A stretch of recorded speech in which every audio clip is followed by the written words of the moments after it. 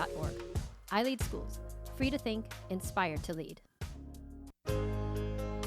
Finding the right lawyer can be a challenge, but in Santa Clarita, there's no need to search when there's Hacker Law Group, Santa Clarita's premier litigation firm. Jeffrey Hacker has represented celebrities, financial institutions, accident victims, and other individuals and companies with their legal challenges. Mr. Hacker has been ranked the 15th most influential person in the entire Santa Clarita Valley in 2010 by the Santa Clarita Valley Business Journal. When everything is on the line, call the Hacker Law Group. Hey there, it's Tori with your hometown station weather. Mostly sunny skies this afternoon with highs only in the mid-50s, overnight lows in the 30s. The rain moves back in tonight while we're sleeping and stays with us probably for the next 3 days. For anything and everything Santa Clarita Valley related, go to hometownstation.com. 98.1 FM and AM 1220.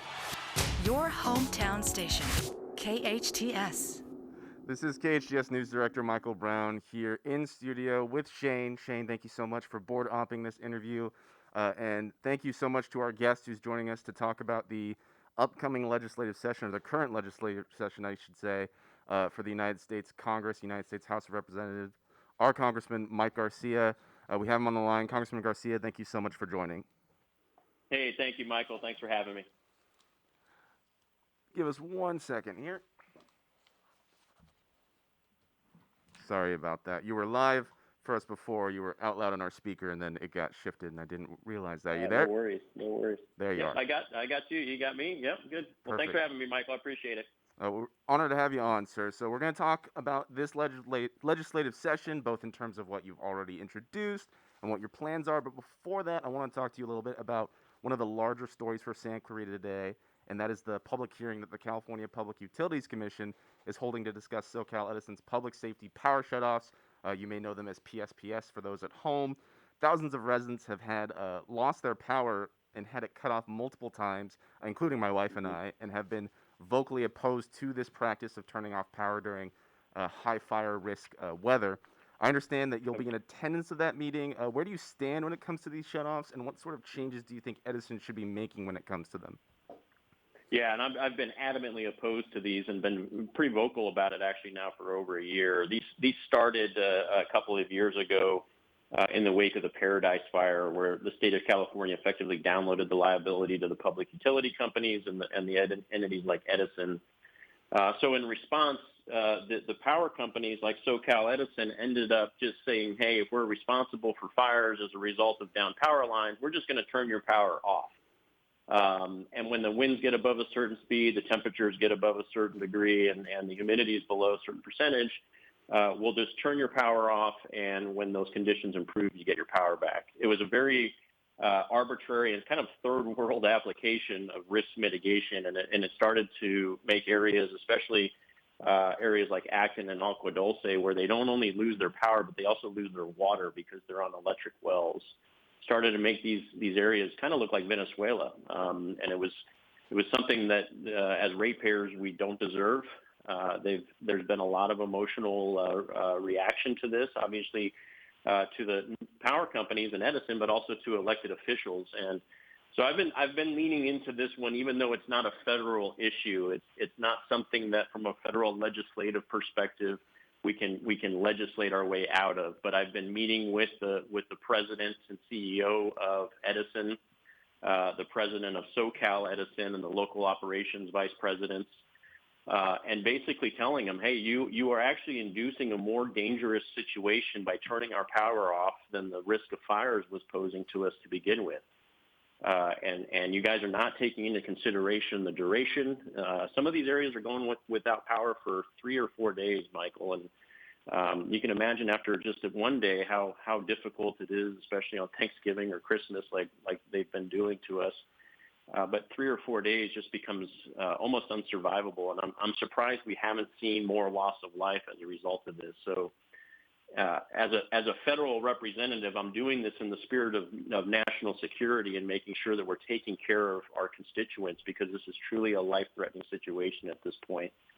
So this hearing today at 2:00, I encourage folks to join it. It is a public hearing where the public utility company that has oversight and domain over the power companies will answer questions and address some of the concerns. And they published a letter last week that basically told Edison that they believe Edison was overreaching and that they were utilizing this risk mitigation tool called PSPS too much. So that's a positive movement, but we need to invest in our infrastructure. We need to improve our grid. We need to harden our grid. We need to fund the deforestation and the brush removal around power lines.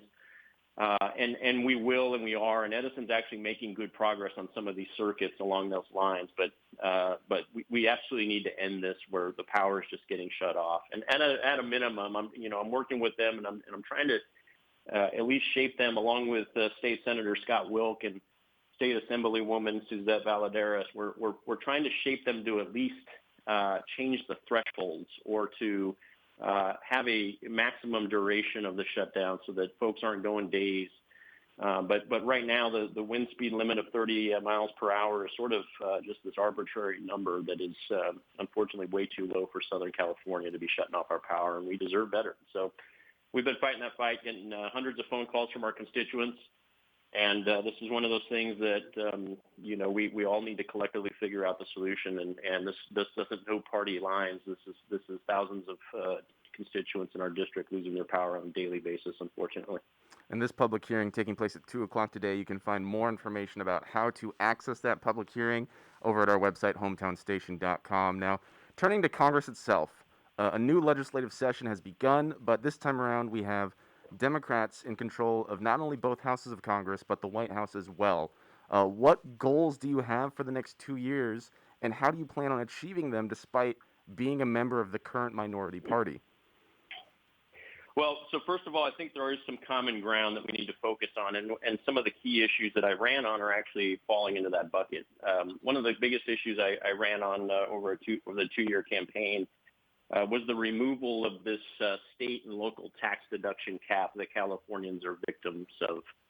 I am a supporter of the 2017 Tax Cut Act. That Tax Cut Act was the thing that doubled the deduction for every citizen. It lowered the tax rates for every tax bracket from $24,000 all the way up to $250,000.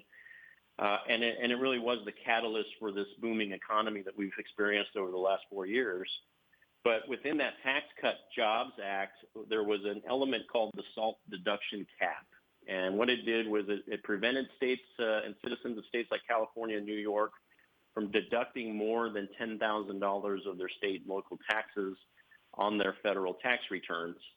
And it may sound like a high bar, but the reality is when you live in Southern California, when you live in Santa Clarita, if you own a home and you're a married couple where both folks have an income, you actually hit that limit pretty quickly. And so it's kind of a penalty, and it was meant to be a bit of a penalty to states like California and New York. And so I am proud to have written as my first piece of major legislation, H.R. 202, which is the SALT Fairness Act. And what this does is it effectively removes that cap. And right now, especially when we have a time where Californians are leaving because they can't afford to stay here, we're being overtaxed, we're being overregulated. Our kids can't go back to school, they can't play in sports, and frankly, affordability is just at an all-time low right now. This removal of the SALT cap will be a significant help, and you'll feel this. This will translate into, anywhere from $2,000 to $5,000 on average for an average family of 4 living in Santa Clarita back in your pockets after you file your returns. So that's a big deal, and this is something that will get bipartisan support, and I'm confident that we'll be able to get this passed in this next session. And it goes to the overarching goal of just making sure that we as Californians can continue to survive here, but also that our nation doesn't turn into what California has become.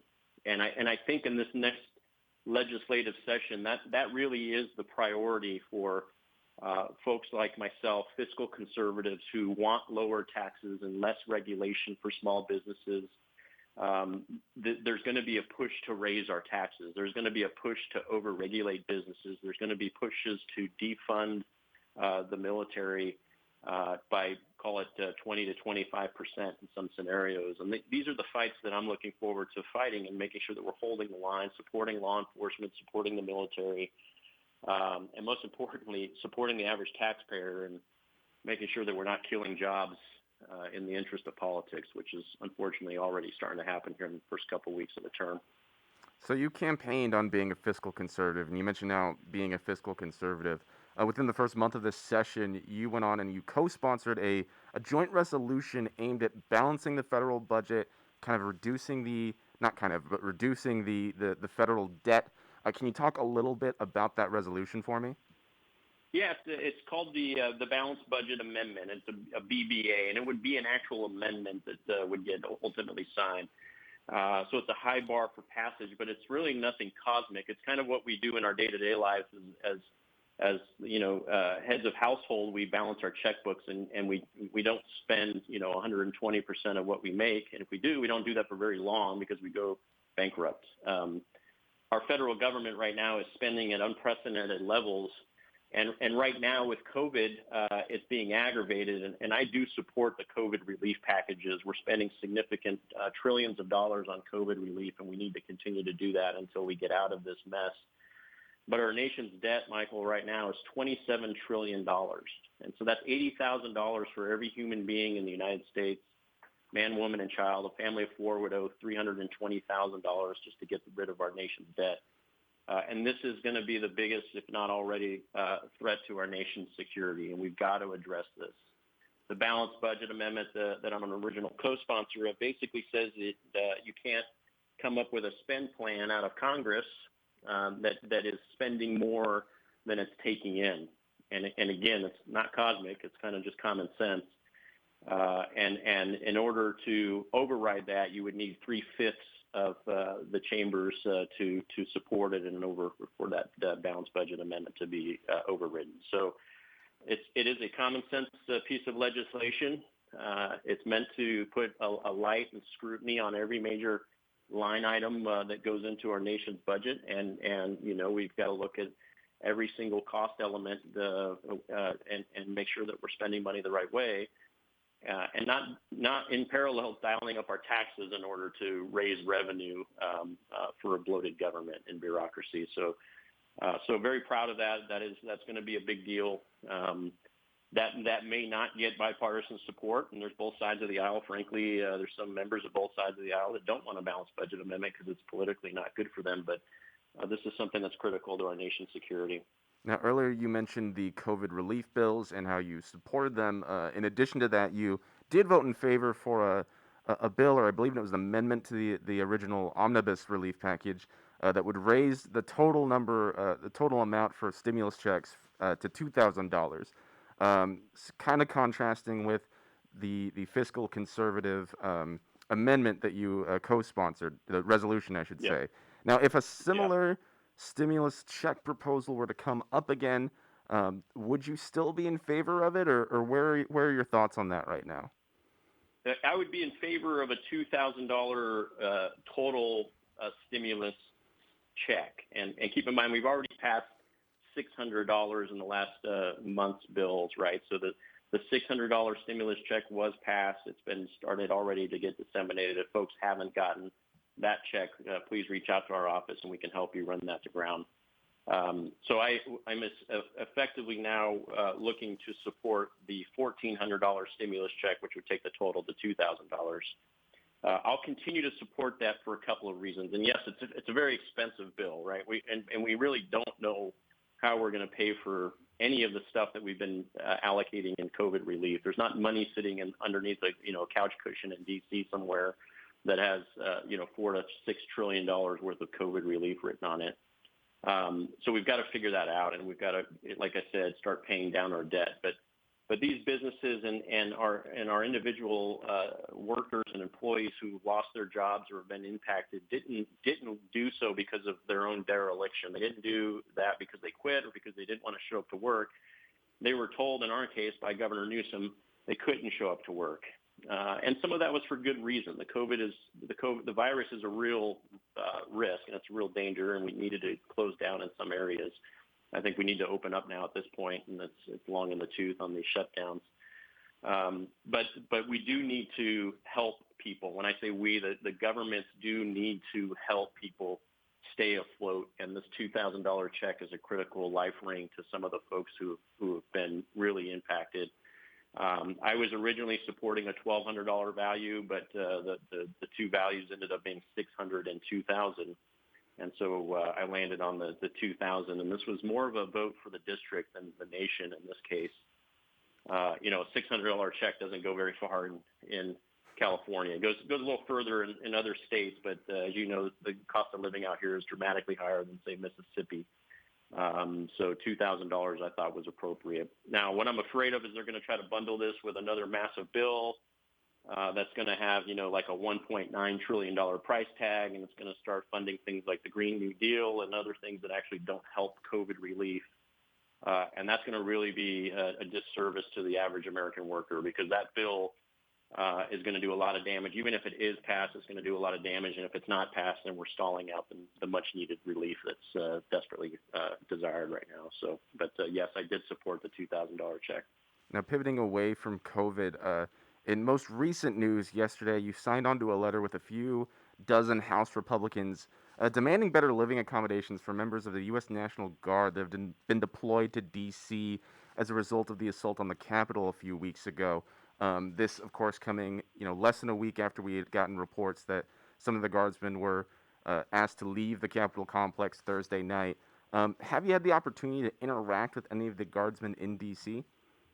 Yeah, actually, I was heartbroken to see this, and I had to actually verify this with some of the guardsmen because I couldn't believe it. But they were deployed, roughly 20,000 members of our guard, men and women who are, they have other jobs, they have other lives, and they were activated, and they were brought to the halls of Congress and the grounds around the Capitol to defend us. And they were literally living on the marble floors. They were sleeping in the garages on floors. And I ended up with another member, Representative Mike Waltz, who's a former Green Beret, I believe, in the Army. He and I chipped in, and we purchased, it was about 50 pizzas for roughly 300 of the guards troops there that were in the Capitol. And we handed out pizzas for like 2 hours, and they were just, obviously very grateful for it, but they were, just as bewildered as everyone else in the wake of what happened on the 6th. So these are the people who are protecting us. They protect us not only in this case, but around the globe. And as you know, as a second lieutenant in the Air Force, you know what that means. And to have these folks sitting and sleeping in the open on marble floors or in parking garages is just despicable. And so we wrote this bill to help get them appropriate lodging. I think this is a breakdown of the military somewhere. The commanders in chief didn't do their jobs. The guard unit commanders didn't do their jobs, but they need to be in hotels or barracks. There's plenty of, the Navy Yard facilities right there as well. And so we offered up our office.